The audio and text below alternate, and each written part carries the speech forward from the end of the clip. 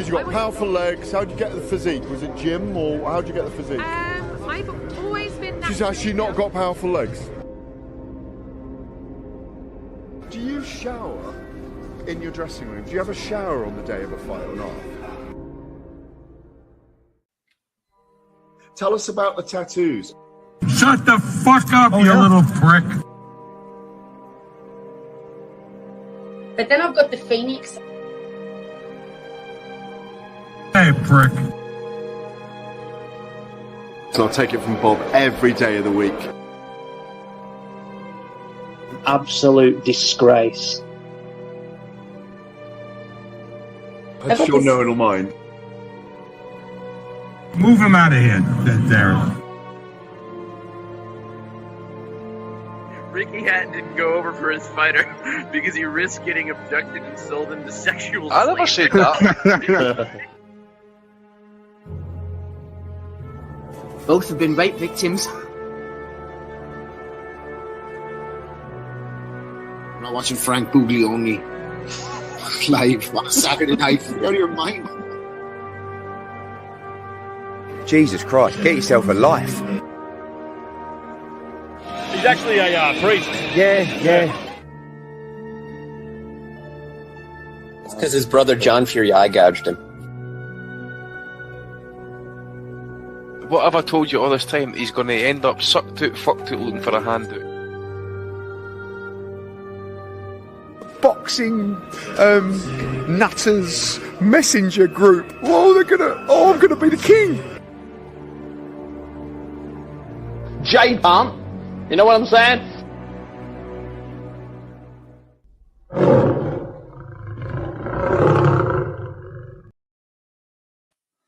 Welcome, folks, to the 602nd edition of the Boxing Asylum Nuthouse. You can catch us every Sunday at 8 o'clock in the UK, 12 o'clock Pacific time in the United States, wherever you happen to find your podcast the day after, it will be uploaded there.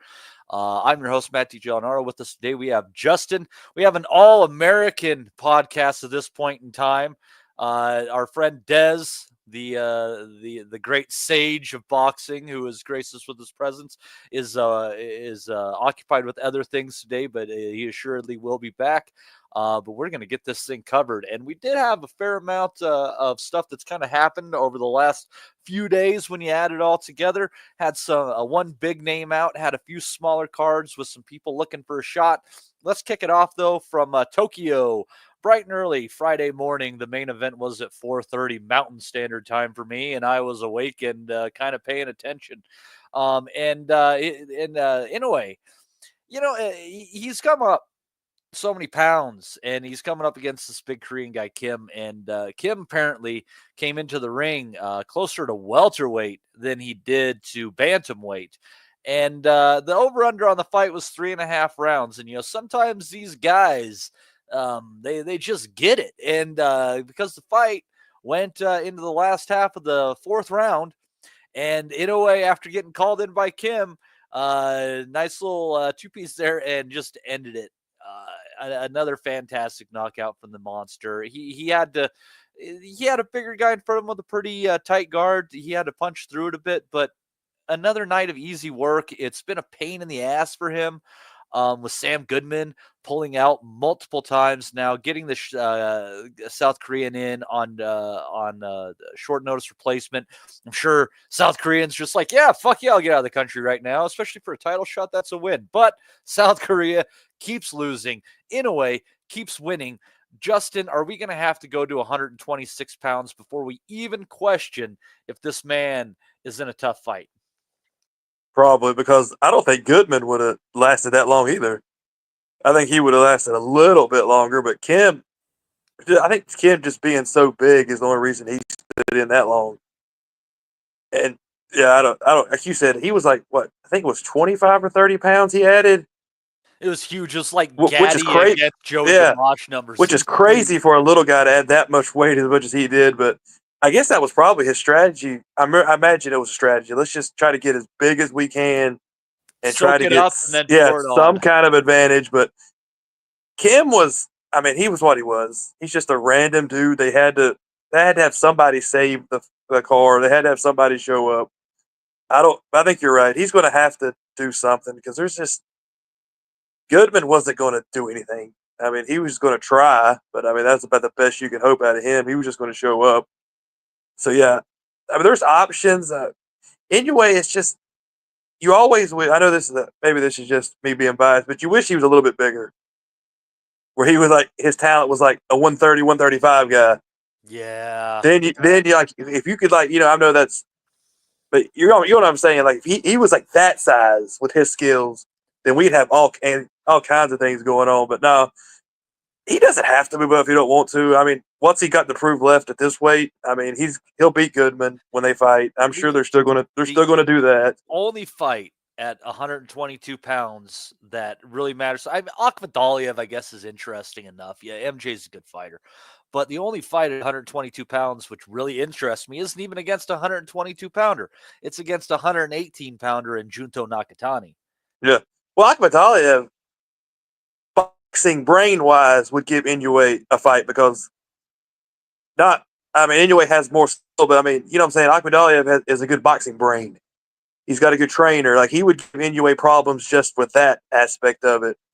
But maybe it's just me. I think Nakatani, I wouldn't say he has a legit shot, but I would not be stunned. I know people wouldn't agree with it. I wouldn't be stunned if Nakatani somehow pulled that off. I've always liked him. Bigger puncher than Neri. Yes. And Neri put Inoue on his ass with a really and short Nakatani's got Nakatani just seems like a guy that, for all the years you watch boxing, there's something about him that I could definitely see him knocking Inoue down. Would he beat him? Maybe not, but he would knock Inoue down. I guarantee he would get a knockdown, and then Inoue would probably stop him late. I would say 10, 11. He would probably get him late, but Nakatani, it would be a really good fight. And that's, like you said, that's probably all he has. And if he goes up to 126, Inoue is probably, he could go up to 126. That's it. He's not going up any higher than that. I don't think once you start getting any higher than 130, he's not going to do that. Yeah, so there's that's too much. Boys up there. That's too far to reach. And even at 126 pounds, I think of some guys like Brandon Figueroa or Rafael Espinosa. I mean, they're going to tower over him. And Figueroa was a hard fight because he's just hard. His style's so hard that would just be a hard fight. What would you gain by beating a Figueroa? Honestly, it would he needs to win over Fulton this weekend. Yeah. Obviously, get the revenge. Yeah.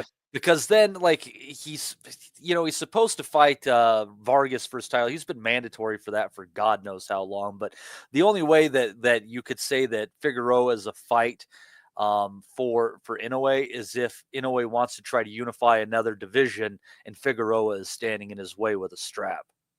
Yeah, man, Figueroa, that'd be a good fight. I mean, I don't see Figueroa beating him because Figueroa doesn't have that kind of.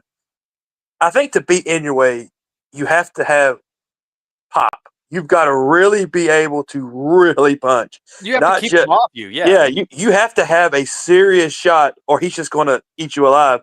Figueroa is more of a volume. I'm going to hit you with 500 shots, not that one shot. And I don't think Inoue, that's not going to trouble Inoue. Figueroa is not a power man. He's not going to. I mean, look at Fulton. Figueroa threw everything he had, and Fulton was just kind of there.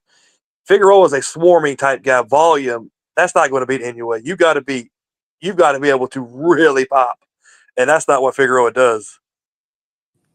Yeah, it'll be interesting. I mean, if you're talking about real punchers at 126 pounds in troubling him just on that alone, I mean, I know Angelo Leo had that great knockout over Luis Alberto Lopez, but I mean that was a one shot. I mean, granted, his move to 126, I think he's had all but one of his fights have been a stoppage, maybe even all of them.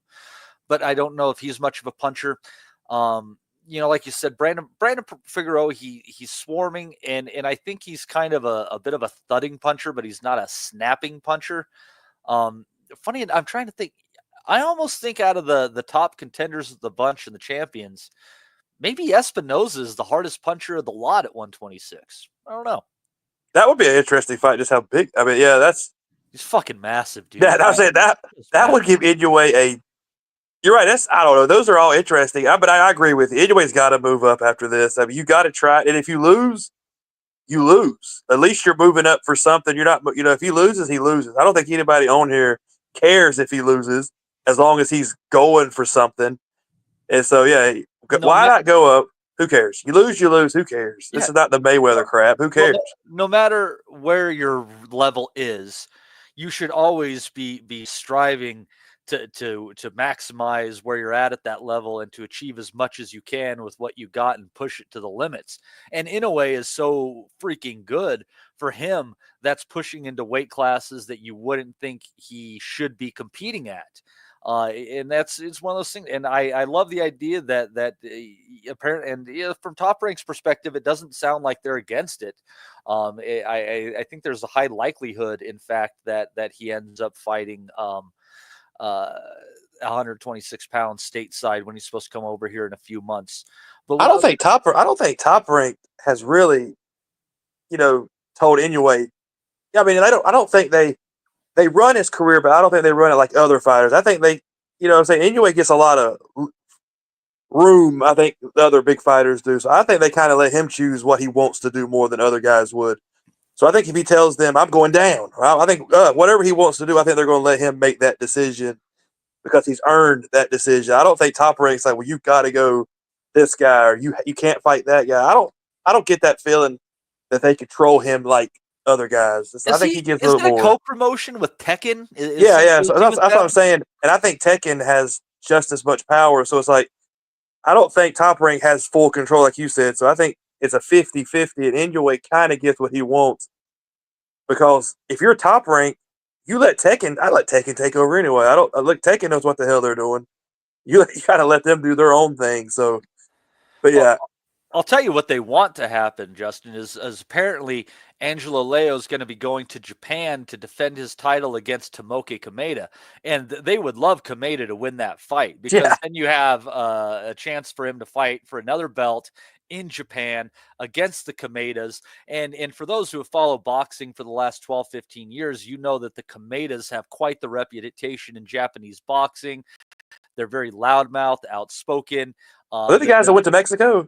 Tomoki is the one that went to Mexico. Because they kind of got pushed out of Japan. Yeah, one of his brothers ended up getting a huge suspension after fight. Yeah. There was some incident. I'm trying to remember exactly what happens, but they were like, and they're all three of the brothers, I think, were champions at the same time. Actually, this is a pretty incredible feat, all in all. But they're kind of like the bad boys of Japanese boxing. So it would really, I think, they would build the fight really well, and it would sell. So I mean, that's a money making fight for them. So I would honestly say my hunch is the next fight for Inoue is going to be at 126, but it'll either be in Japan against Kameda or in the States against Leo. You would fight. Probably how they're seeing that go. Yeah, you would take Leo to Vegas. You would. That makes sense. You would, especially if you want to get him back. That's the perfect. I mean, can you name a better opponent to have for him to come over than the Mexican American guy that kind of you know how it works over. That's how that would fit perfectly for the market and the money.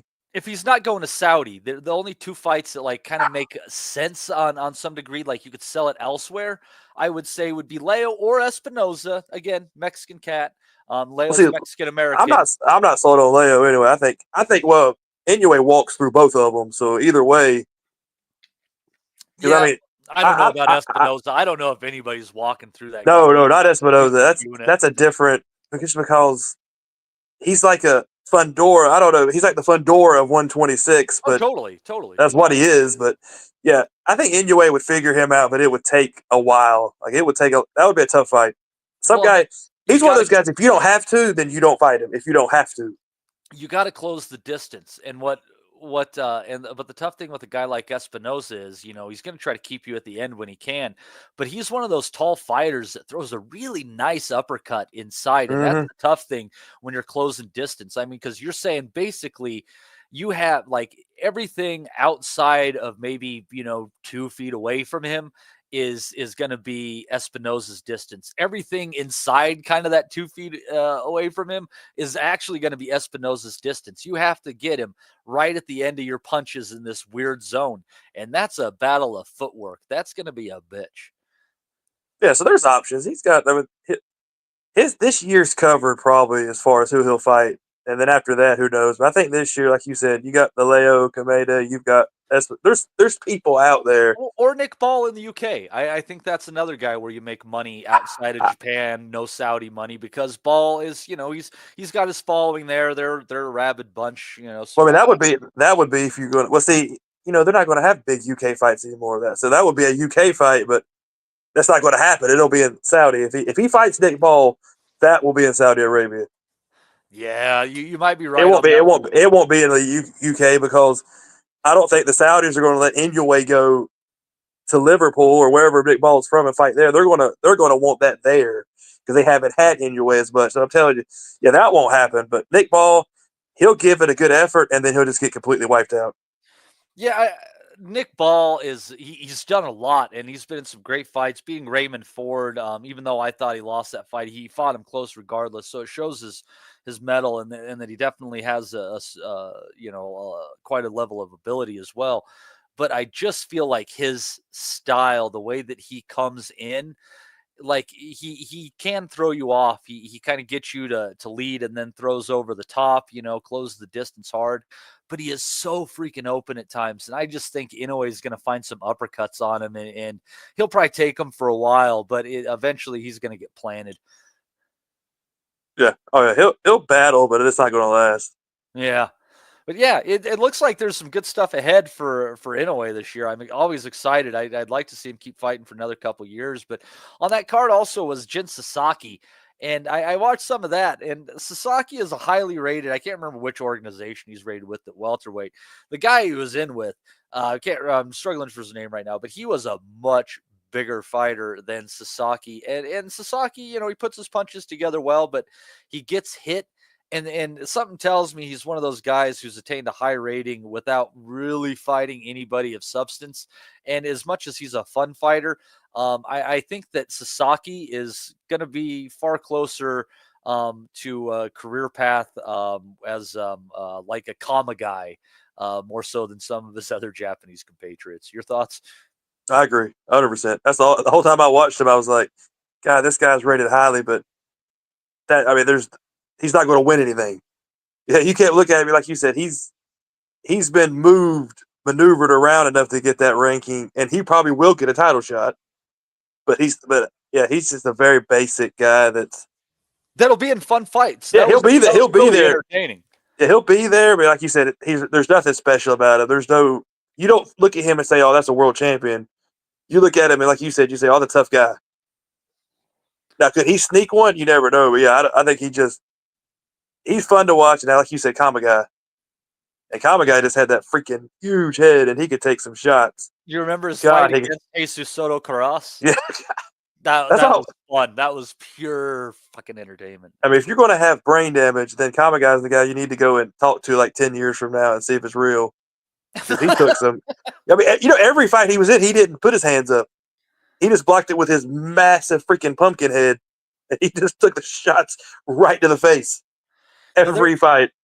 There's a couple fights he was in where I'm just like, this is too brutal. You need to pull the plug. Yeah. Some of them Japanese guys are just like ridiculous in what they can absorb. Do you remember?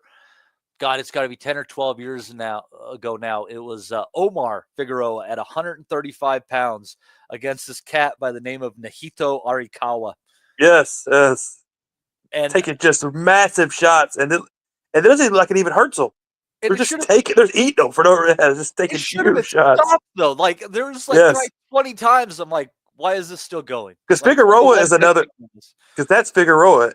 If he didn't have incredible power, but if he was fighting a guy that he was above, he was going to land 700 shots. And the guy you were going to, and that's what it was. If you had a good chin versus Figueroa and you were below him, every fight you were going to take massive shots, but still go 8 or 10 rounds. That was just how he fought with his stupid little whatever he did. Yeah, it was nice watching him get his ass kicked. He kind of turned out to be a little bit of a punk. Especially at the end. I don't know what kind of – remember he started those crazy styles that he was dancing, and I don't know what he started doing at the end. He fell apart. Yeah, he started getting his ass kicked, and that was plenty fine with me. Yeah. So let's see. But yeah, so that was there's some other stuff. That Japanese card, a little bit weaker than your typical Japanese card, unfortunately. But we had plenty of action over stateside, I think, or all over. I think let's take it to let's go to the UK. Let's go to the UK. And Dalton Smith taking out his opponent Weezer. Sounds like somebody from Boston saying the band name Weezer. But just overwhelming him, outclassing him, hooking around the guard, flooring him over. At this point in time, we're waiting for the title shot. What do you think? Are they trying to get him against Catterall or something, Justin? I don't know what they're doing with this guy. I think Wheezy from the Sanford and Son. Wheezy from the Jeffersons would have put up a better fight than that guy did. God, he was terrible. I mean, he come out and the first shot, you knew it was over. He just couldn't take anything. That's one of those guys you see it, especially when you get to those like random European belts. Just these dudes that you wonder how they got to 18 or 19 wins to even be in there. And so Dalton Smith learns nothing from that. That doesn't do anything. To me, he got paid, but that's a waste of a training camp. That's just a waste of stress on your body to fight that guy. He gets nothing out of that. So the only step for him, I mean, Dalton Smith, he's okay. There's nothing. I don't get hyped up about Dalton Smith, but if he fights Catterall, that could be an interesting fight. That'll make some money. I think people will kind of get interested over there about it. Catterall doesn't really move the needle either, as far as I think they even had a commercial talking about how boring he was on the DAZN card. I think that commercial was about how boring Jack Catterall was. They was making fun of himself. But that fight doesn't really move the needle. But there's not a lot of options for these guys because Catterall has got to beat. God, who's Catterall fight next? He's fighting Barboza, and I don't know that he gets through that, honestly. I actually think Barboza is going to pull the upset. Well, Barboza is – I think everybody's really low on him because he should have lost that fight a couple fights ago. Or was it his last fight? No, the last fight was against Ramirez, and he won that pretty clean. So it was the one before that. It was the one before that is the one that he got. I think you're right. Yeah, that's the one where he should have lost. I completely thought he lost that fight to the I think it was the Irish guy. I'll have to go back and look. But I know so people were pretty low on him. That's the one where he was on Twitter like crying, defending himself, saying, y'all don't know boxing and this is real men. Get in the ring. And he was just going after everybody because everybody called him out on it that you lost. So Barboza's – here's how this fight's going to go. Barboza, he's not anything special. But we've seen with Catterall just does the basics well, but he doesn't have like that next level punch. He doesn't have so you're right. I can see Barboza beat him. I think that's going to be more of a 50-50 fight, like you said, that people think it will be because Barboza, skill-wise, talent-wise, there's not a drastic difference between the two. So I would not be surprised if Barboza beat him. And then, yeah, the winner of that probably will fight Dalton Smith. Definitely if Catterall wins, that's probably who they might try to fight him. Barboza has way more options, I think, if he wins. Yeah, I think probably so. So much of this talent at 140 is actually getting locked down by DAZN. I think there's a handful of decent fights that could happen. I think that I saw that Aram signed off on Teofimo Lopez getting having 3 fights under the Turkey Al Sheikh banner, whatever you want to call it, the Riyadh season banner. But the answer to the trivia question there was Sean McComb. Thank you, Simon Hill. You nailed it. Yeah, that's it. I definitely thought McComb won, and that cost me him getting screwed cost me I think $150. I think that's exactly what it was. I kept telling my brother, I was like, "No, he's going to get screwed." I was like, "He's not going to get it." I said, "I'm not going to get." To take bets from him now, I think the government stepped in basically and said this is too crooked. Yeah, I think I remember. Yeah, I think you said something about that. I remember reading that. Yeah, I mean that's bad. That was shady. Yeah, that was shady. Barboza just didn't do anything. We'll get off of it. That was a long time ago. Now it still pisses me off. Yeah, no, I understand how that burns you. I'll tell you who else is feeling a little bit burned today. It's probably Harry Scarf, who who had boxed himself to probably, I don't know, 8 or 9 round lead through 10. And then one right hand as he's leaning over his front foot with his chin in the fucking air, and his dreams go to waste. And Kana Walker comes away victorious with some sort of a belt. What do you get there? Probably a British belt or something. Yeah, he got the British and Commonwealth welterweight title. So, going to show there, Walker, only had like 6 stoppages on his record prior, but you keep chasing them down, and they lose someone loses their focus for just a moment. The fight's over, but that was ridiculous how that happened to Scarf. His guard was in a terrible place, leaning in, chin up in the air, over his front foot. What the hell did he think was going to happen, Justin? What the hell? Well, Teddy Atlas used to say this all the time on Tuesday and Friday night fights. Pressure breaks pipes. That was, he always had those stupid, whatever shit he said all the time. And it's true. Walker, that is the definition of just keep plugging away, because his strategy never changed. He never stopped. And if you notice, if you kind of go back and watch the fight, Scarf was slowing down, because it takes a lot of energy to keep a guy off of you and move for 12 rounds. And Scarf had to keep moving the whole time. Every time he stopped, he got hit. So it takes a lot of juice to keep that up. And you could tell he was starting to winding down, and Walker just kept, like you said, kept throwing. And you're going to make mistakes when you get tired, when you keep having to work so much. And Walker just took advantage of it. I mean, that was his one shining moment. That was the highlight of his career. That's going to get him a bigger payday now. Probably they might rematch it. I don't really want to see the rematch because the fight wasn't that entertaining, honestly. But Scarf did what he had to do and just got tired and got caught. And hey, Walker, that just shows you could be down 10, 11 rounds. I think some people had him down like 10-0 on the cards. I mean, they didn't even give him a round. So yeah, that just shows if you keep trying, something could happen. You got to give him credit. He only has 6 stoppages in his career, and he's only had 19 fights. He hasn't even hit 20 yet, but he's had 3 of those stoppages have been in his last 4 fights. He went the distance and beat Ritson and lost a decision to Lewis Crocker, but I mean, he only lost that fight by a couple of points on a couple of cards there. So it's he's a guy that's definitely on the way up at this point in time. I don't know where Scarf goes from here, but Walker is finding himself in some interesting possible fights here. I would kind of like to see him against Echo Esserman. I don't know. What do you think about that one? Yeah, I mean, let Echo have his shot. But I mean, why not? But I believe I say they're going to rematch it. Since Scarf, I think they'll just do that next, and then maybe Esselman will get a shot. But I imagine, I don't know, I guess Scarf was the A side in this, if you had to look at it that way. And I think he was the belt holder at the very least. So I imagine they'll probably, like you said, there's not a ton for them to do and rematch. There's not, so I would imagine they'll just do it again. But yeah, Esselman, he beats Walker if they fight. So I'm sure he wants the fight because he'll beat him. I imagine he'll win that fight. So sure he wants it, but it's crazy. Like I said, it doesn't matter what level. Those guys weren't high level guys, but that's why boxing's fun. Because anything can happen. That's why you have to watch the whole fight. Because anything crazy can happen, and there it is. He got lazy, or I would say lazy. He just got tired. He didn't get lazy. He got tired and got caught. I gotta say, I quit looking at the TV like 7 minutes ago when the score was 3-0. What the fuck happened?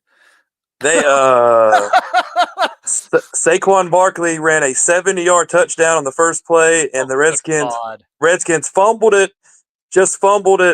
and then the Eagles come down and scored again. Oh, so 33 years of waiting for this is get ready to go straight to hell.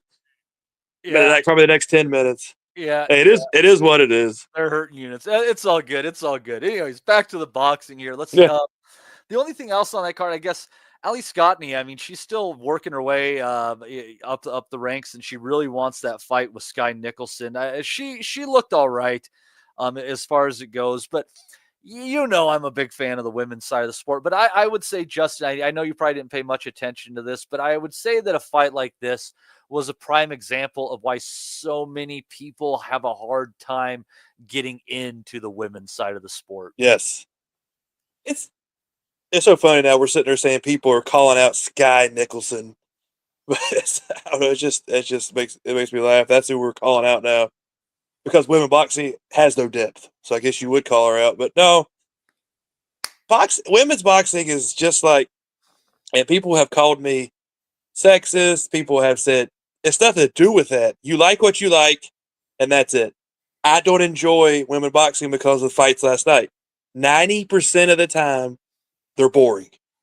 They're just, yes, they're skilled.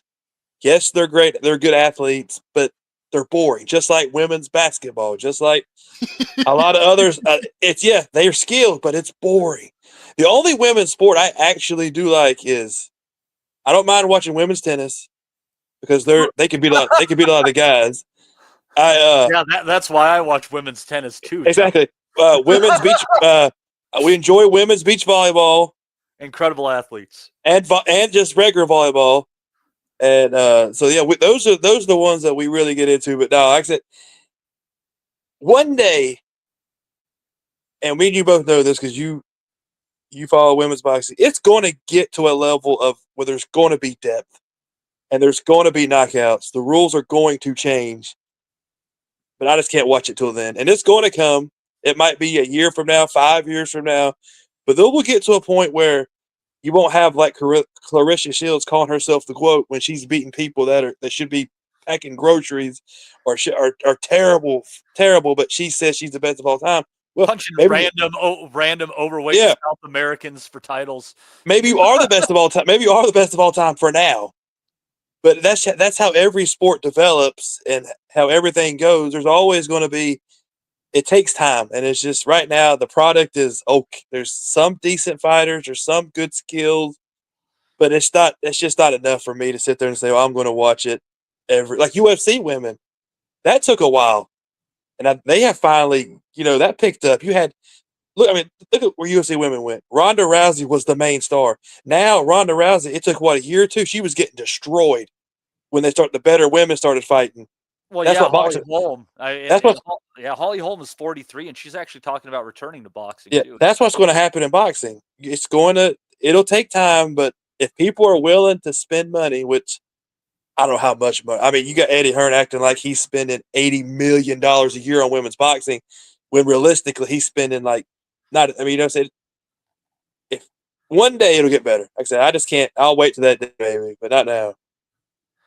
Yeah, and it's and I don't necessarily accuse people being sexist if they can't get into stuff like that. Like, I think it comes down if you can't enjoy the Amanda Serrano Katie Taylor fights, then I'm like, oh, now you're just being overly biased, because those were fucking fully entertaining. I didn't actually watch them, so I can't say I was biased. I just didn't actually watch them. I don't remember what I was doing. I just let y'all tell me what. Remember what I was doing. I just let y'all tell me what happened. I don't actually remember watching them. Oh, that's terrible. I have no skin in the game. I can understand if you're from Ireland or UK, Katie Taylor or Amanda Serrano, you might have a reason. I got nothing personally against either one of them. I just didn't care. Katie Taylor seems like a nice lady. At least a nice lady. Seems great, but I don't care. Yeah, I get it. Sometimes it's just too hard to care. But last night though, I had a reason to care because I thought that there was a couple of interesting fights on this card, catching some guys as they're making their case to step up the ladder, and Diego Pacheco against God, why am I struggling for his name now? Steven Nelson. I kept thinking Stephen Butler for some reason, the damn Canadian. Against Steven Nelson, and they look very similar. So, anyways, it's hard to tell them apart. It's fucking Canadians. Anyway, so Butler had a couple of decent rounds in the opening. You kind of could have gone either way, and then Pacheco just kind of took over. Had a good 8th, good 10th round, but then the 11th and 12th. Nelson just started laying it on him, and he really you wonder if he could have turned it up a bit earlier and got some of those shots in. If he would have, if things would have been different before that, he was just falling short. But ultimately, Pacheco got the win. He's a very talented fighter, and even though he kind of was hanging on a bit towards the end, Justin, I think that Nelson is a high-quality fighter with an exceptional corner, obviously, so I'm not going to fault Pacheco on this, but it will be interesting seeing him in the later rounds as he goes for a championship against some of these fighters, because these guys who are just super lanky, you wonder about how they're making the weight and stuff, and that tends to show in rounds 11 and 12. Well, I mean, you got, like you said, you got to give Pacheco a little bit of a break because that was his first real big test, and Nelson is undefeated. He's in the Crawford camp, so he's coming. He's not an opponent. He's actually a guy that was coming thinking he's got a world title shot coming up. So that was a real eliminator. I think. That was so Pacheco got. I mean, those are just what they always say, invaluable fights, or however you want to word it. Those are the fights you got to have. And I think what gets me is everybody says that Nelson won the 12th, dominated the last 2 rounds. But if you go back and look at the last minute or so of the 12th round, Pacheco laid it on him. Pacheco won that final minute or so of that 12th round because he actually was landing huge shots and backed Nelson up. So I like that. Uppercuts in there in the last. Yeah. So I like that from Pacheco that he showed, hey, I'm tired. I'm backed off a little bit, but he finished strong. So that is something that you got to build off of because I thought the last minute and a half of that 12th round, he hurt Nelson. He backed him to the ropes. He was landing some huge shots. I guess the key for Pacheco is we're going to find out, was it Nelson's chin? Was it his heart? Because Pacheco did land some really good shots and just couldn't put him down. But I think Pacheco, that 168, right? Is that the one Berlanga is in the mix for? Yeah, that's what it was. I could see Pacheco and Berlanga coming off for sure, and I actually think that Berlanga is kind of tailor-made for Pacheco, and he just might take his fucking head off. Yeah, Berlanga, that's what he said, because Berlanga is a piece of shit. I mean, I can't stand him. Hey, allegedly a piece of shit, but I can't stand him. And he was on that's what he was talking, because he was on Twitter last night saying, come, you know how people are, come get it, boy, or I can't believe you only make $200,000. You can't compare to how much money I make. You're going to make your biggest payday versus me. And I thought to myself, yeah, it's just, Berlanga is one of these guys, the attitude or the way he carries himself of somebody who's actually done something is crazy. He's done nothing. Yeah, some people have a punchable face, and he lasted personality. Yes, he lasted 12 rounds versus Canelo, and that he might as well won the fight because that's all he wanted to do was go 12. I don't think he ever thought about trying to win. And then so he's going to. So I hope Pacheco. I think Berlanga is so limited. He doesn't have that big of power. He doesn't have that good of footwork. He's not that skilled. I say Pacheco's better, and I would. I'm definitely rooting for Pacheco to whoop his ass if they fight. I want Pacheco to knock him out, but yeah, that's an easy fight to make. They're already talking about it. I don't see any reason that won't get made quick. I mean, there's no reason that fight can't happen next. There's no reason they can't get that done. Yeah, and it should. I mean, Berlanga needs a dance partner that gets him back in the title scene or the interim title scene, seeing as Canelo holds all the belts. And Pacheco is kind of in limbo right now as far as said belts and Canelo. And it does. But Pacheco, you can't do anything else now. He's already won the eliminator. He's already fought a top 10 guy. Either it's fight for a title or fight for something because there's nothing left. I mean, you have to, now it's like Canelo either needs to drop the belts, move on, or do something because these guys are, like you said, are just kind of stuck. Well, apparently the plan this year for Canelo, and we'll see if there's truth to that, is that he's going to fight William Skull in May, and I think that might have been who the IBF got the title to after they stripped him, maybe, and that would make him the unified champion again. And then Crawford in September. That's the rumor. That's the rumor that's going on here. And I just wonder, thinking back, even though he got the W, it was highly disputed. But I'm just almost wondering if there's not a way that William Skull can't kind of upset the apple cart in the same way another German did with when he faced Oscar De La Hoya and Felix Sturm in a fight that he should have won, which would have thrown that big money Bernard Hopkins fight right out the window. I'm wondering, you're getting a little bit ahead of yourself, son. You're fighting 168 pounders when you're not a super big guy. I mean, none of these dudes are a joke at the end of the day. I mean, you look at how Sriracha just collapsed fucking Munguia. I don't know. I wonder. I was getting ready to say something. I can't say that on YouTube if he lost the skull, but I'll put it in the chat. But you know what I was thinking? The exact first thing I thought was if that happened. But no, would it?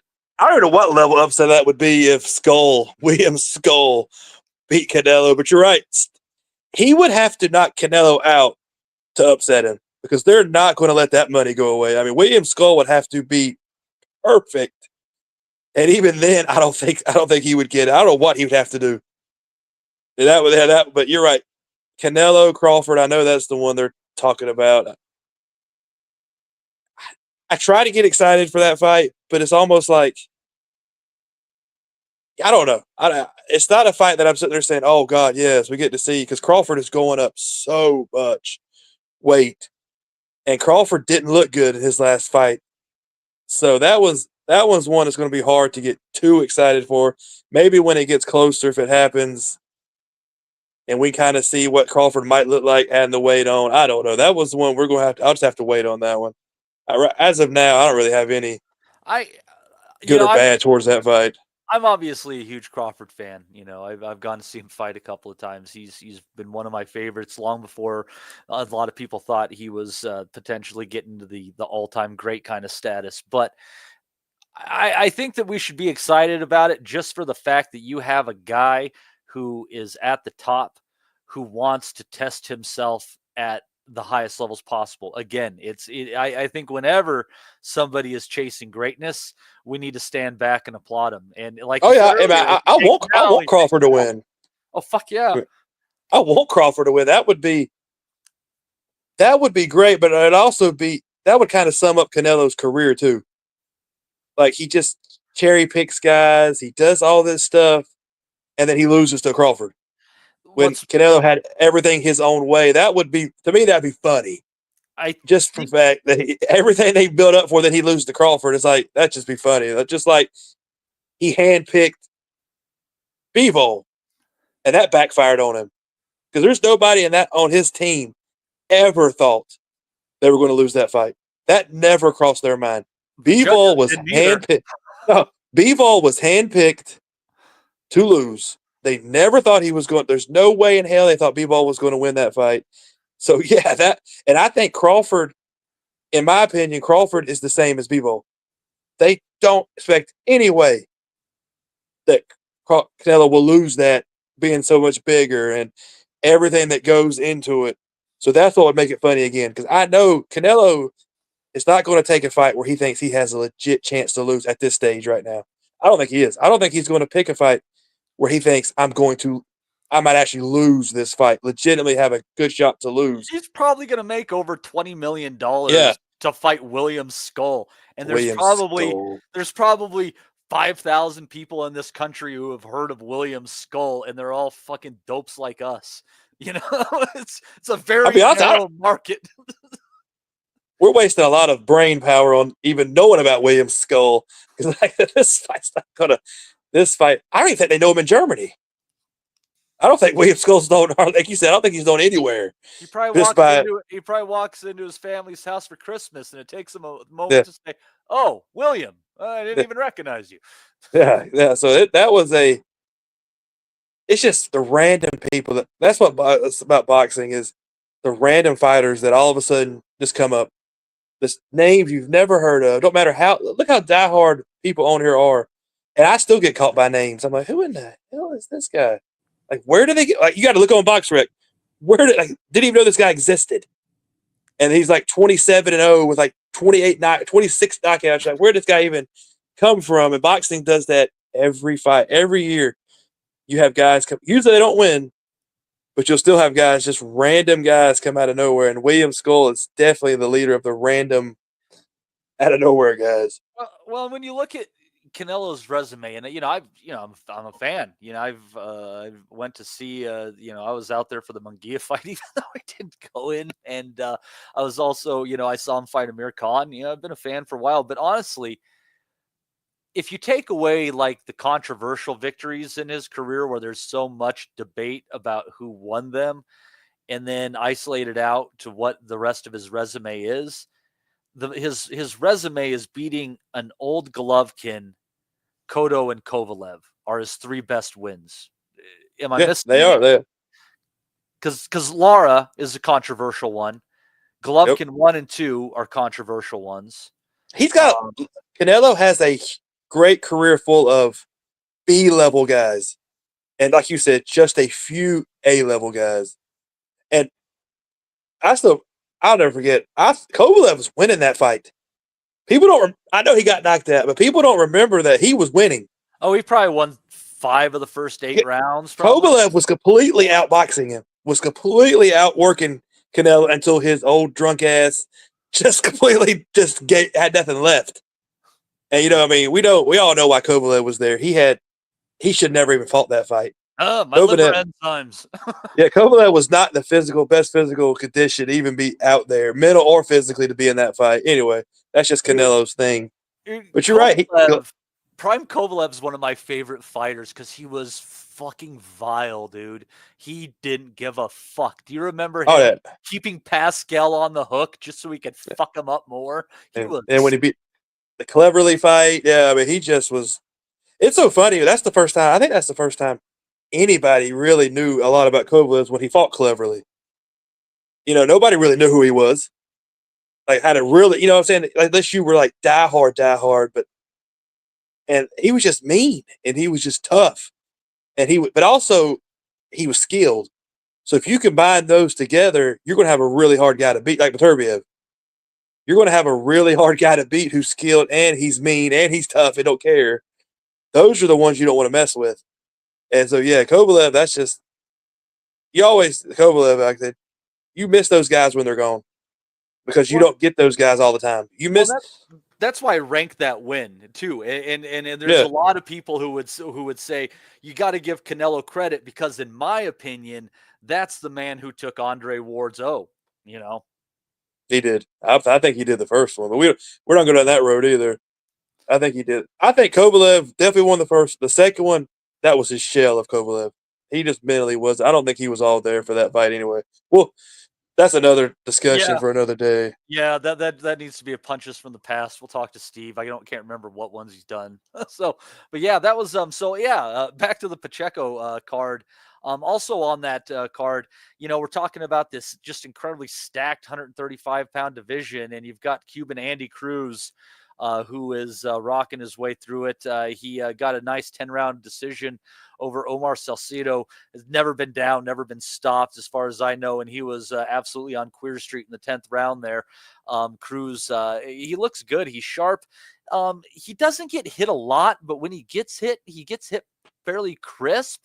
He got clipped. He got clipped in that first round, it looked like. It's weird to say that when you're like, he only got hit by 15% of his opponent's shots. I'm like, I think the guy hit him like 50. I think the guy hit him like 41 times in like 10 rounds. But he did, like you said, though, out of the 40, they're high percentage shots, though. You're right, though. He only got hit like 40 times, which is crazy in a 10-round fight to get hit that least amount of times. But I like Cruz, but he seems like, and I think that's just the Cubans. He never really got into the high gear last night. He just kind of won the fight, but he never turned. And if he'd have turned it on, he could have stopped that guy. And some fighters are kind of like that, I think. But I think he, like you saw in the 12th round, he had him. He had him going. If he could have pushed that a few rounds before that and got him out. He was just he was content of just boxing. And he would have picked up the a stoppage victory if it was a 12-round fight too. You know, Yeah. that's something I'm going to give him. But he should have ended. That should have never been 10 rounds, though. I mean, he should have pushed. He should have ended. That guy was tough, but toughness doesn't mean you deserve to be in the ring all the time.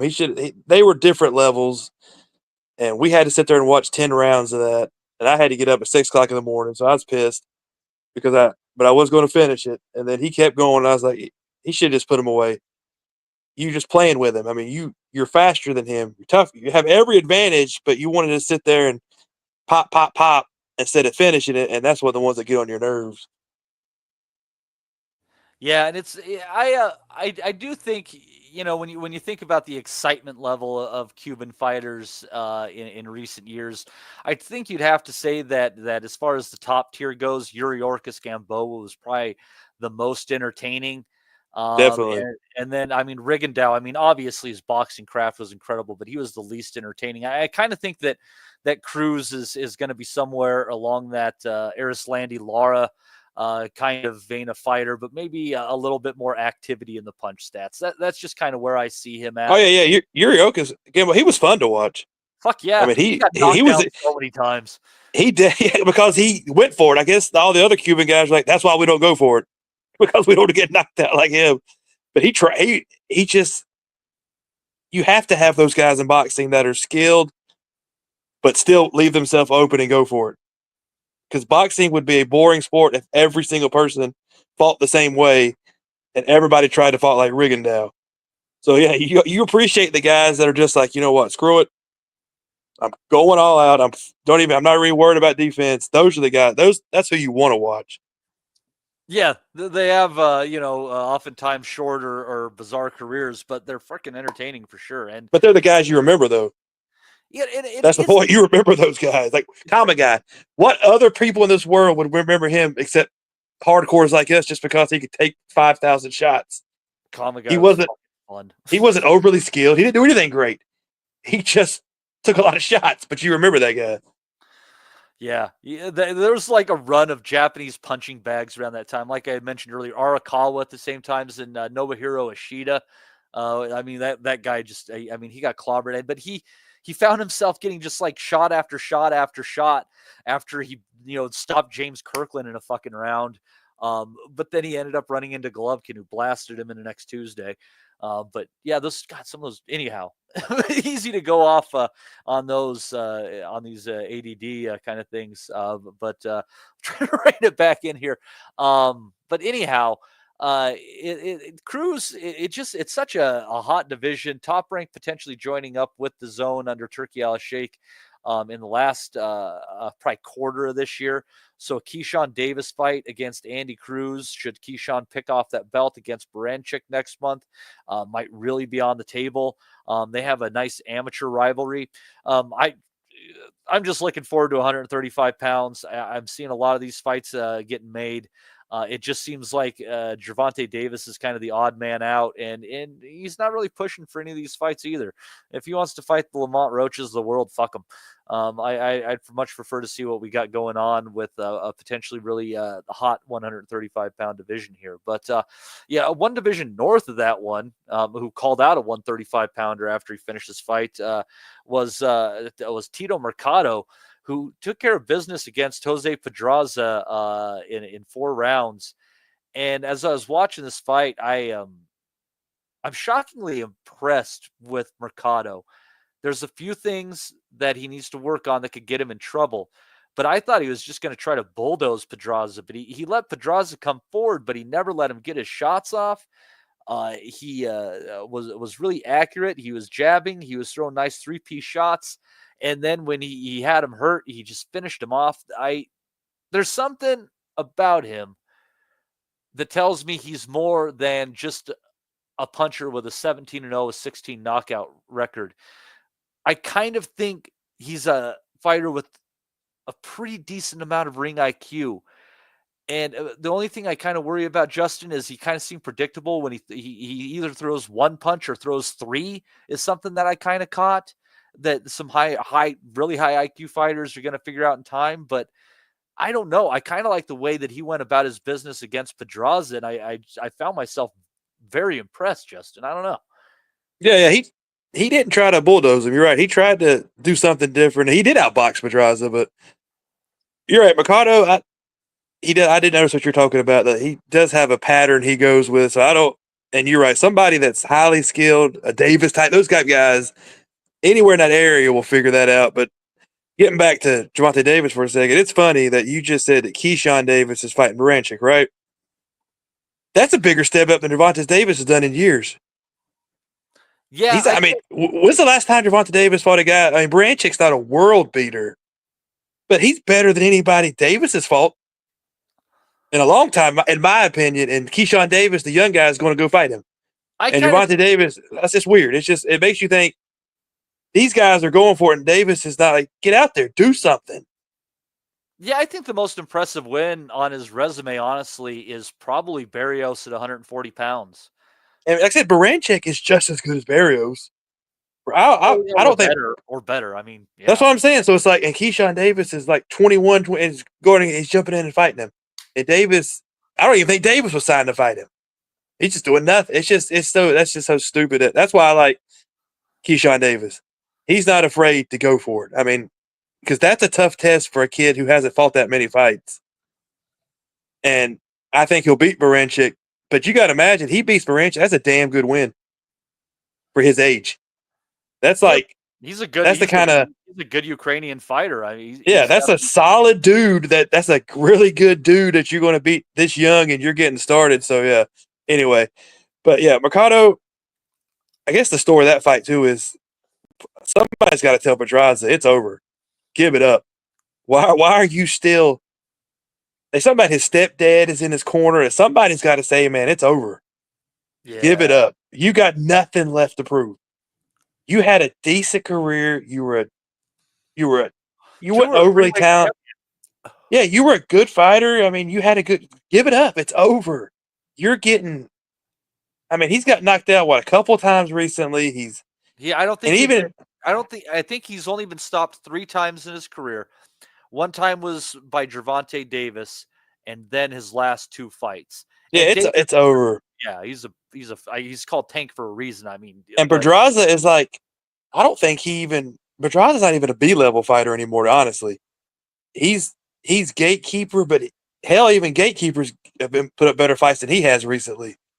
So I think it is time for him just to say, hey, but you got to blame the people that keep bringing him back. And Pedraza, he's got a name. And as long as he's willing to go in there, they're going to keep throwing him out. As long as he tells them, I'll fight, they're going to use his name forever. But he just got to hang it up. I mean, he's just there's no point. He's not going anywhere. You fight if you're making big money or you're fighting for world titles. He's not making that much money, and he's not fighting for shit. So it's time just to give it up.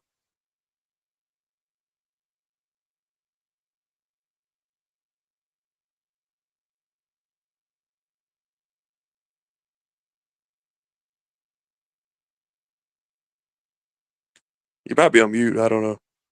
Oh, I am. That's exactly what was happening. Yeah, he had some really good. Hey, it wouldn't be a show if you didn't mute yourself at least one time. At least once.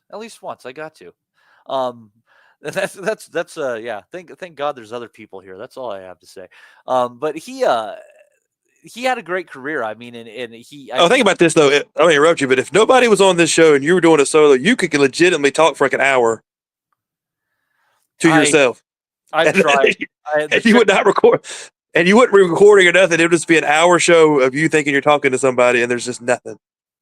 Yeah, just end up being like ASMR fucking white noise. Yeah. Anyway, sorry. Yeah. How about Pedraza? But yeah, he outperformed expectations, and he was a really good measuring stick after he was a champion. But I see just good stuff. Holy shit. And you guys just scored again there. But it was he's a quality fighter. It's time to call it a day.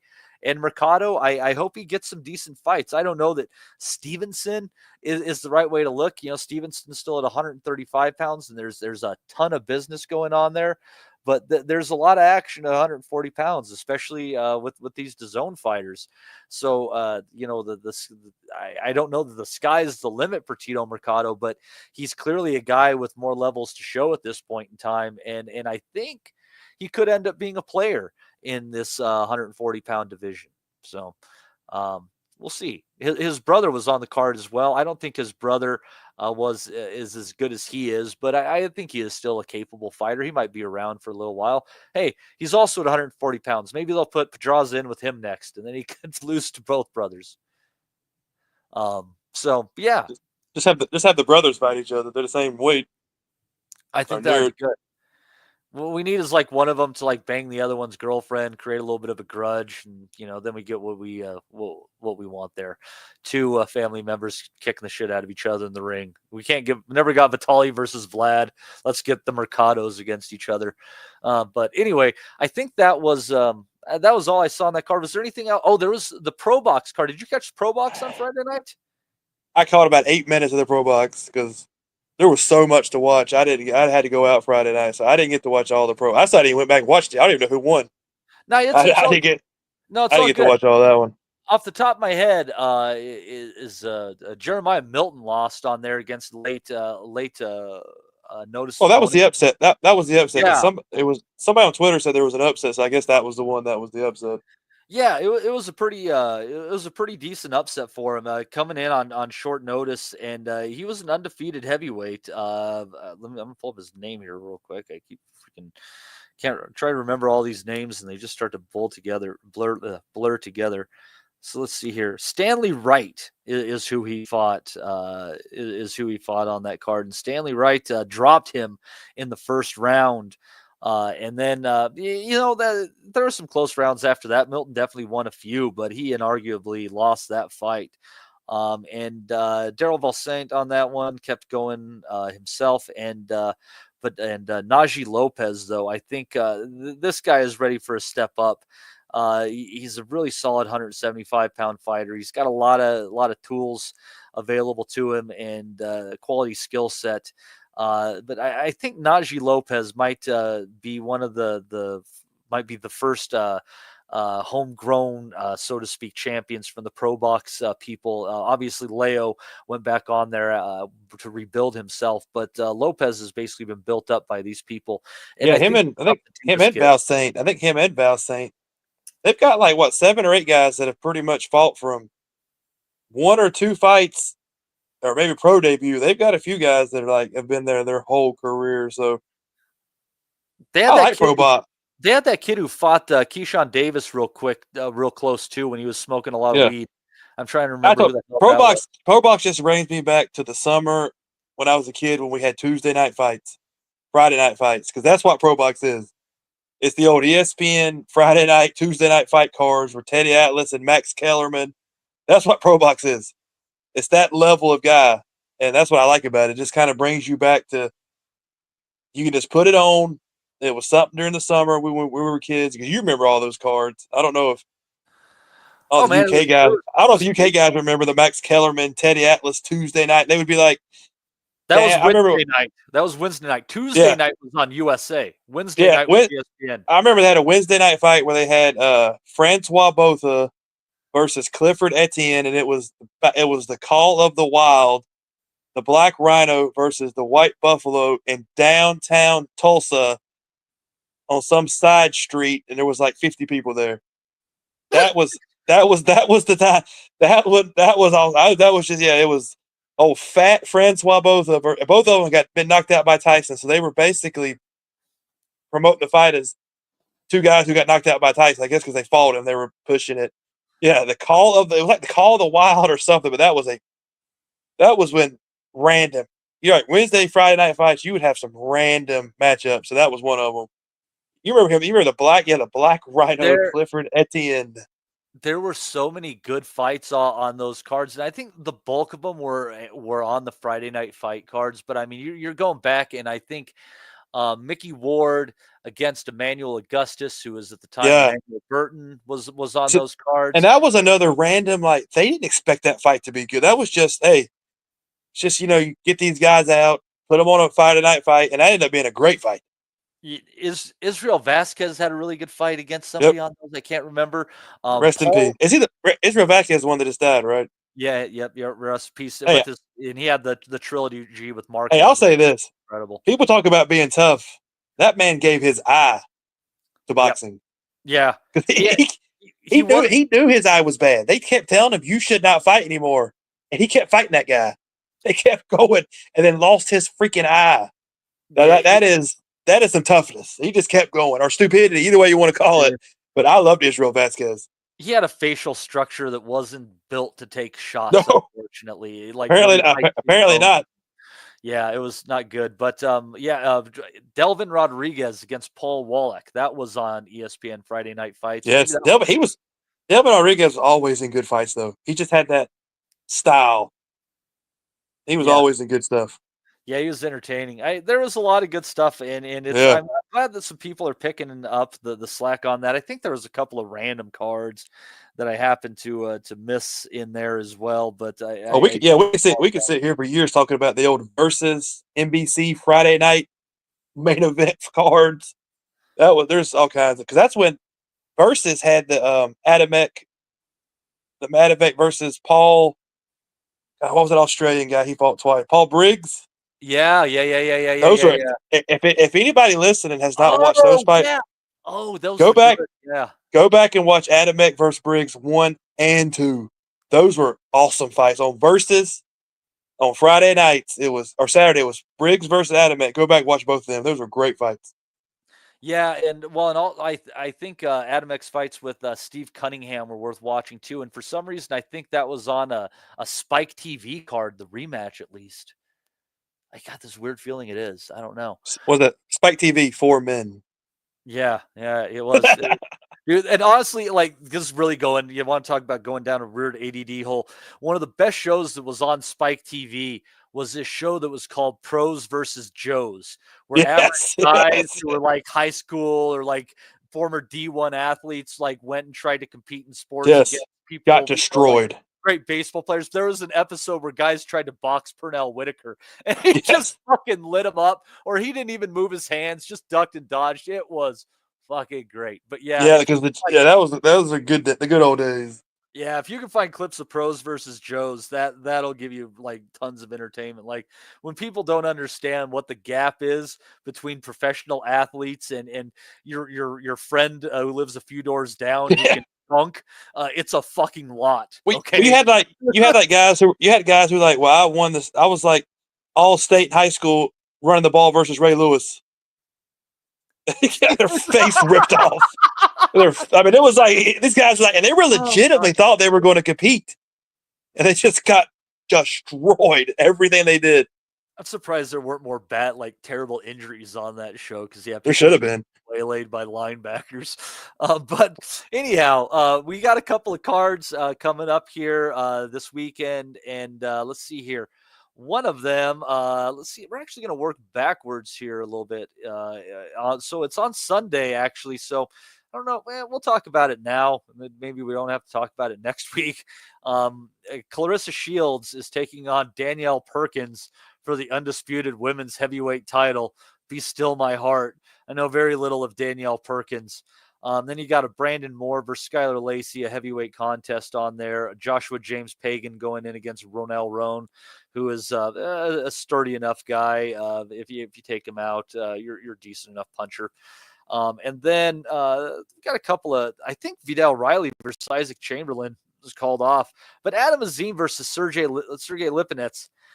Sergey Lipinets, I think, has just enough, maybe, Justin, to make this fight interesting? Maybe you're right, because Lipinets, he was in his prime 8 years ago? Like it's been a while since Lipinets was like you would consider him a high level guy. But you're right, if he's got anything left, he'll give Azim a fight. If there's something left, but you're right, you don't know with Lipinets. Azim could knock him out in the first round. We don't know what he's got left. It's been a while since Lipinets. And Lipinets was always a sturdy, decent guy. So, I don't know. If he's got anything left, you're right. It could be interesting if there's something for Azim. I think Azim will easily beat him, but for the fans, you hope Lipinets has just a little bit left in the tank. Because remember, Lipinets was they were pushing him on all the early, like, the Brooklyn PBC cars. They were pushing all that stuff a few years ago. And his career is just kind of fallen off. Well, this is back down at 140 pounds, where where I think that Lipinets is definitely more effective. The only time he's been stopped in his career was against Ennis, and that was a handful of years ago. And then he beat the shit out of Omar Figueroa Jr., and we all loved that. Had a loss to Michel Rivera it's about 14 months ago, so I don't want to say 2 years ago. And then just one fight last year, beating Robbie Davies Jr.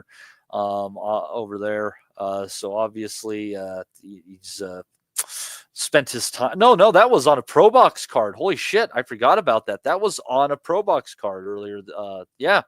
So that was only a few months ago. I think that wasn't long ago. That was May. It seems like how time flies. Yeah. So, God, for me, I don't know. Time rolls. I don't even know what the date is today. Actually, hold on. 26. Okay. Something like that. When you're teaching kids every day, it just kind of rolls together. I don't really pay attention. Yeah, but we'll see how that fight goes. I'm kind of interested. Let's see what else we got on there. Still Callum Simpson against Elvis Ahorga. See how Elvis is fought. He's 13-2 with 12 knockouts. The guy can bang a bit. Let's see here. Everybody's been knocking out sucks. Oh my God. Of the guys that this gentleman, Elvis, has knocked out, the best record of the bunch was someone who was 16-20. 2, 3, 4, 5 guys, 6 guys who have never had won a boxing match prior. His 2 losses, he lost to Obadiah Sai. What a name. There you go. Nice rhymer. I like that. And then he got knocked out by Hassam Mwenkinyo. Man. That's who I saw. That's who I saw him fight. Because I know that name sounds familiar. I know it sounds familiar somewhere. I was just sitting around one day watching boxing from Zanzibar. Yeah. As you do.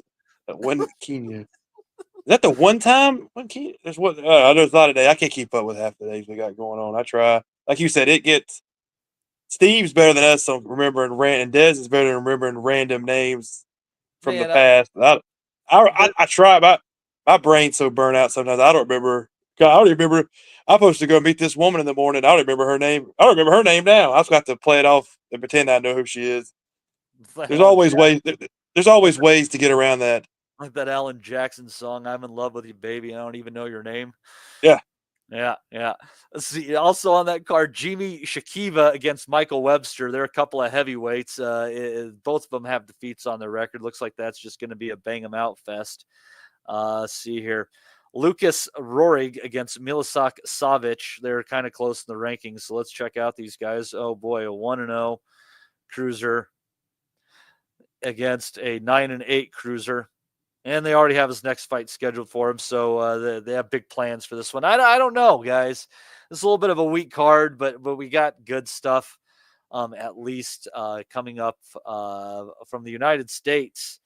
Unfortunately, it's on pay-per-view, and I'm actually going to be out of town that evening anyway, so I'll just catch the clips the next day. I ain't paying for it, even though I actually probably would pay for this card. It's pretty goddamn good. I think, for some reason, Isaac Cruz might have been taken off this card. I could be wrong. Maybe not. It was him against Angel Fierro, if that was the case. Jesus Ramos back on there against Jason Rosario. For the love of God, Mr. Ramos, if you cannot find a way to stop this guy to the body, I don't know what you're doing, dog. I don't know. We need you to pick it up. Is Rosario the guy that's named after the banana? Is that the guy that comes up? Yeah, he is. That's the guy that talks about all he eats is bananas, and his nickname is something about a banana. Yeah, that's the guy. He's built like a banana. He's soft as a banana to the body, like you said. So it all works. I remember that guy. That's the guy that had he had his one moment, and then he's been stopped like 5 times in a row. Yeah, he beat a Charlo or He beat something like he that, beat or the Julian guy that Williams. beat Hurt. He beat the Julian guy that Williams. beat.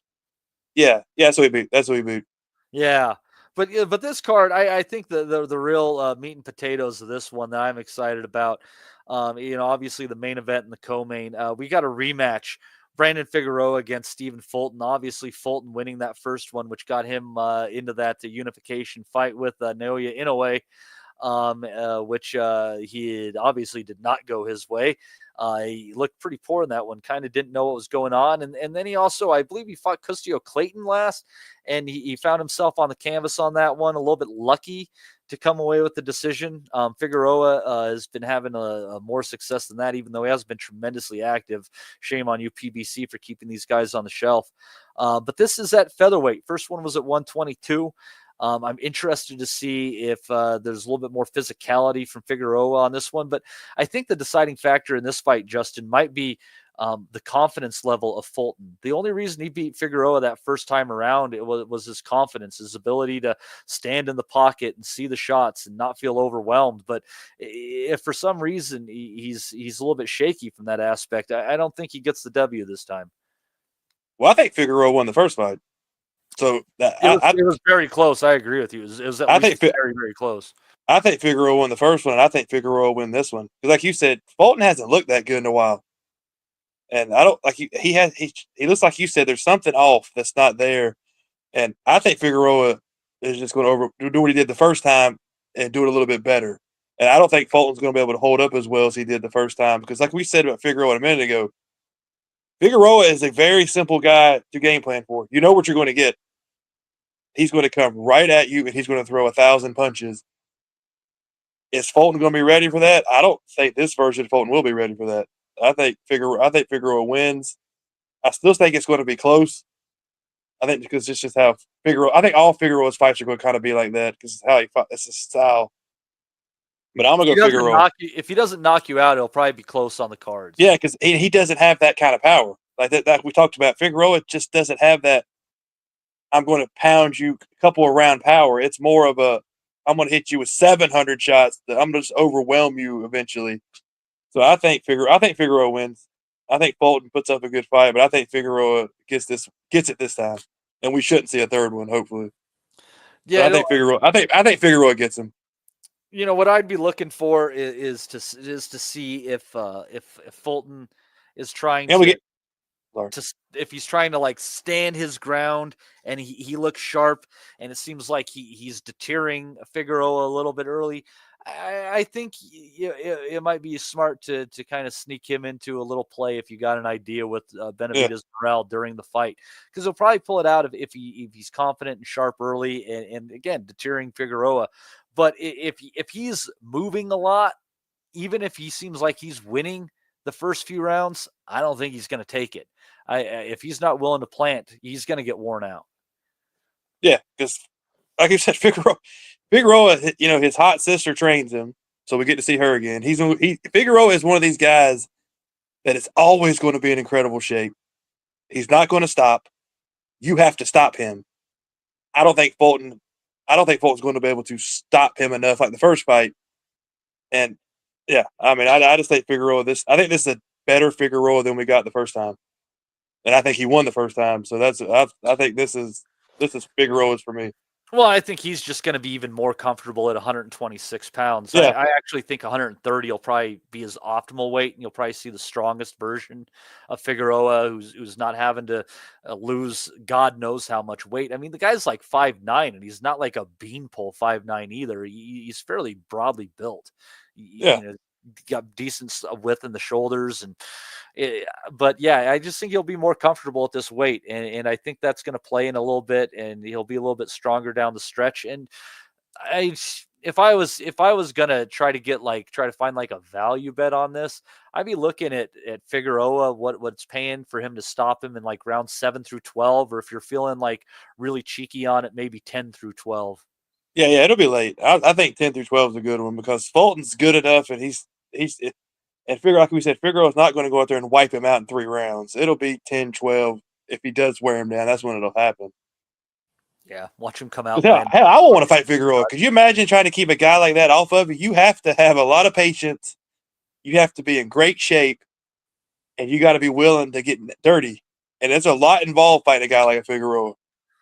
Yeah, it's much like what happened for Harry Scarf against Walker. You can't have those lapses, because Figueroa, not only will he catch you with a good hard clean shot, one of them, he'll probably follow it up with 4 or 5 more. He doesn't really have the stop button on him when he starts swinging.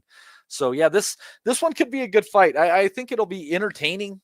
To say the least. I think there's going to be some good moments for both fighters, but even though I didn't get the run the last time, I'm feeling Figueroa again, and we're going to ride with Brandon. I'd like to see him get some chances with the other fighters, and I honestly think, God, I hope things fall apart in a certain way that we maybe get to see Espinoza against Figueroa down the road, because I think that would be a vicious, vile war.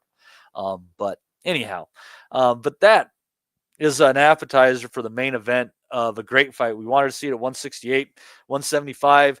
Who cares? We're down for this. We got David Benavidez against David Morrell. Both of these guys are good punchers with some good stoppages under the belt, but both of them went the distance last time out.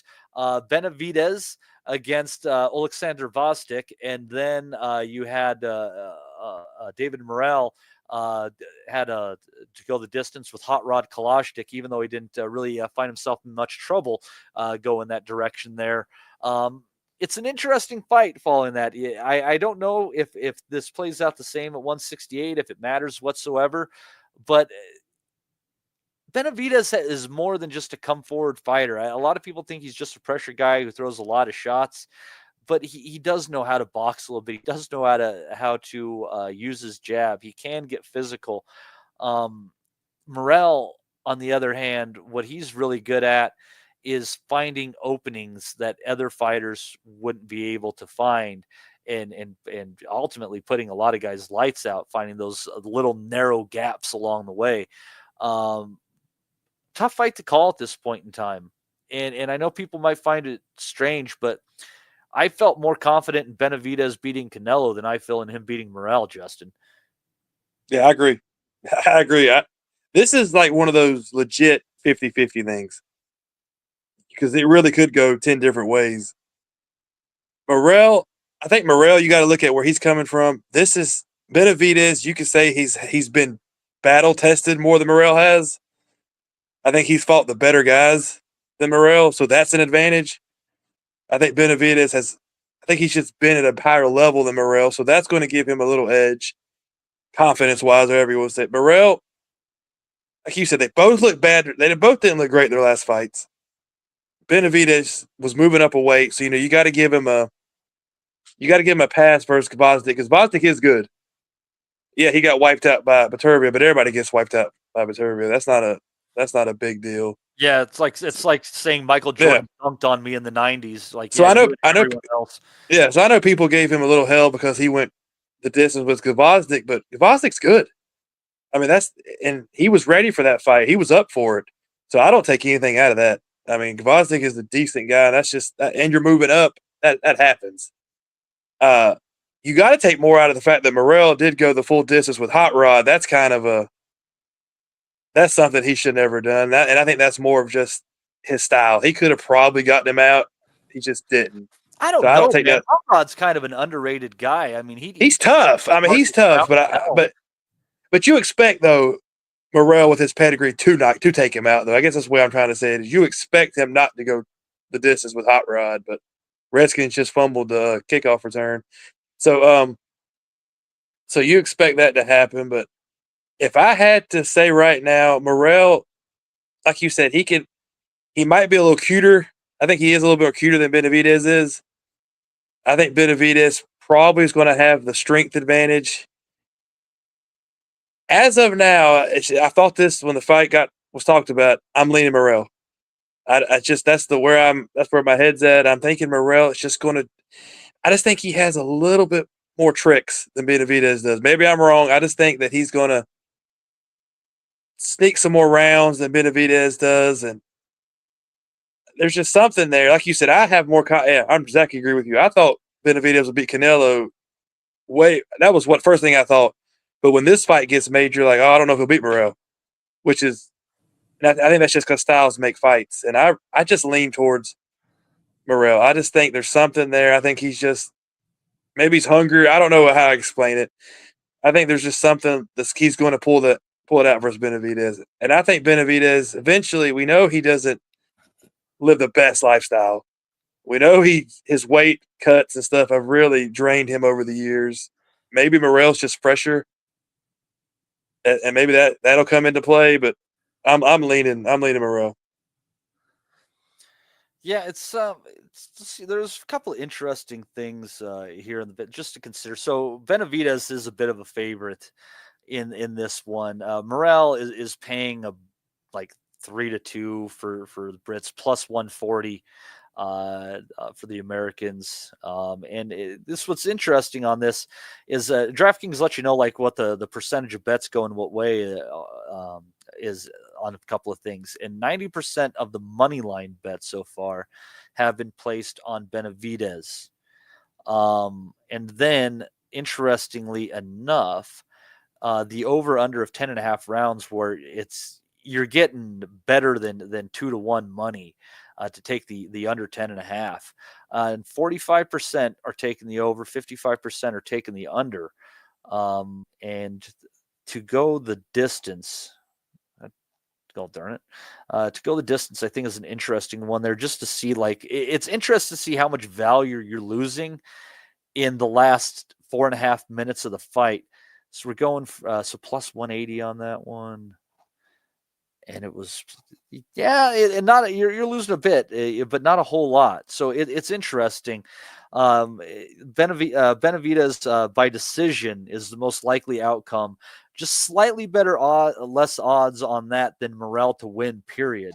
Benavidez is better than 3-1 to win by KO. And if you want to take Morrell by decision, you're looking at 5-2 odds on that one and 11-2 for the KO, TKO, or any stoppage, even the DQ on that one. And as far as it goes, I like to see what they're looking at as far as the rounds in the fight. Benavidez to win 7-12 is 11-2 as well. Morrell to win 7-12 is 19-2. So it's interesting. It's almost 10-1 on that. You're getting paid out on that one, Justin. So that's some interesting odds on that one. I kind of think just the fight not to go the distance is interesting to me. There's just a lot of different outcomes on there, and these are two guys who can really punch a bit, but they go about it different ways. I feel like this, and this is going to sound weird, this fight is either going to end with somebody blasted on their ass, or it's going to be a very disappointing affair compared to what our opinion of the fight was going in. That's just my. I don't see anybody. Yeah, right. I don't see anybody getting blasted out. So I guess it'll be boring then. I don't see any guy just laying the other guy out. I don't see that happening. So yeah, I mean, I hope it's not boring, but I just don't see one guy going and just taking the other guy out. I don't really see that. I think they're two high-level guys that know what they're doing in there. I don't think they both got power, but I guess they could knock each other out with one shot, but when's the last time? I mean, Benavidez, that's not really his thing recently. He likes he beat the shit out of Andre, and it wasn't one shot. He just beat the shit out of Andre. That's Benavidez's thing. He kind of lays it on you. I don't see either guy just going out there and just lay. I can see Morrell knocking Benavidez out before I ever see Benavidez knocking Morrell out. Because I don't think Benavidez, that's just not his. Like I said, maybe that's just me, but I can see. Interesting. Yeah, it's going 12. I would bet money. If I had to bet money, I'm gonna say it's going to go 12. Okay, interesting. Yeah, we'll see. I think it's a shame I'm not going to be around to watch because I'm actually looking forward to this one. I hope there's some good highlight stuff available soon after. But it's it's one of those fights where, like, if you can't get Canelo against Benavidez or Morel against Canelo, what the hell? This is a fine second choice at the end of the day, and I don't think boxing fans will be complaining about this one, despite the fact that, as usual, we have to pay exorbitant amounts of money to pay for these PBC cards. But anyhow, that's another story for another time and place. But yeah, we're looking forward to that one, and we will be back next week to tell you all about it, and maybe we'll get into the Shields fight a little bit if there's interesting anything that's occurred about it before then, but maybe not. There's going to be a card we'll talk about next week from Montreal. Maybe we'll get into that one, maybe not. Doesn't look that interesting. Then you got Chisora against Wallen. That's going to be happening a week from Saturday. So we can get into that one. And then I think we're getting into a pretty hot stretch in the schedule that I'm looking forward to quite a bit, including that huge card from Riyadh on February 22nd, which is an absolute banger of a card. I don't know how anybody could complain about that one, but we'll see if they do, as boxing fans are so inclined. But anyways, it's been a good time. It was just Justin and I today, but we'll have more of the guys back here with us next week, hopefully. And I'm sure Des will be back. Rob will probably pop on here and be like, oh, you guys aren't even here. The show's over. We're getting about that time. But anyways, I'd like to thank everybody for dropping in here today. All the people in the Nutters group who are a big part of our Patreon. Remember, that's at patreon.com/Boxing Asylum. Be sure to check us out there. There's some extra content from Mr. Wellings in there as well for those people who enjoy his stuff, as you well should. It's high quality stuff for sure. So make sure you get in on that. If you've thought about joining the Patreon group, it's like literally like a couple of bucks a week at the end of the day, if even that. So if you want to chat with some great boxing people, hop on over to patreon.com/Boxing Asylum, get part of the Nutters group. And there's also some other perks for you in there that you will be pleasantly surprised with, I do believe. But anyhow, thanks, Justin, for joining us, the North Carolina Assassin, as he is being referred to these days. That's a fine nickname until the cops come at your door. Literally have no idea why I'm called that, but I guess it is what it is. Well, it beats being called like the North Carolina Ferry or something like that. So I just count your W's, That's true. But anyways, thanks again, folks, for stopping in here with the Boxing Asylum, and we will see you folks next week.